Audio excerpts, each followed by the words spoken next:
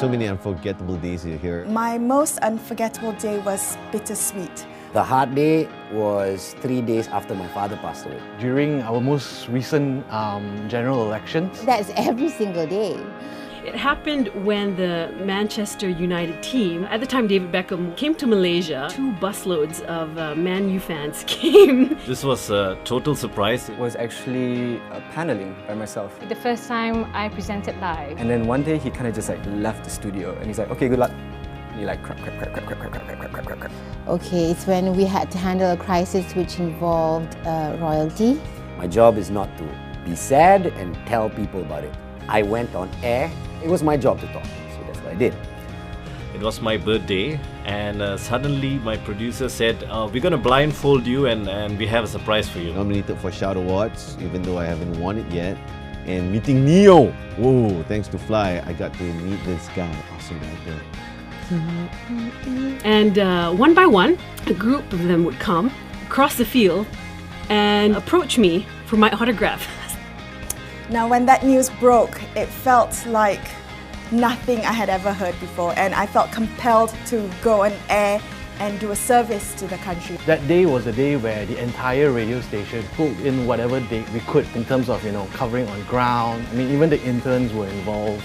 All of us just came in with there was nothing additional promised to us. Of course, you go through a little course, you get taught by one of your mentors. There was a lot of preparation leading up to that in terms of making sure you press all the correct buttons. Okay, so again, I just started, right? I think maybe the first or second week, I went off air like 10 seconds. You like crap. If you screw up, every single person listening to the station will know that you screwed up.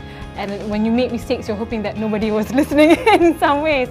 Plus, you get screamed at, you still need to do your work, and you think that you're not paid enough to do this, but you have to do it anyway. So I didn't know what was coming. So okay, I got blindfolded, and then my partner Udaya, he said, hey, so how do you feel if your mother was here on your birthday? I said, my mother? This day where I had this lady call up. My job is to entertain people in one of the hardest periods of the day, which is driving to work in a jam. Rainy. You know how it is, when it's raining, you just want to curl up.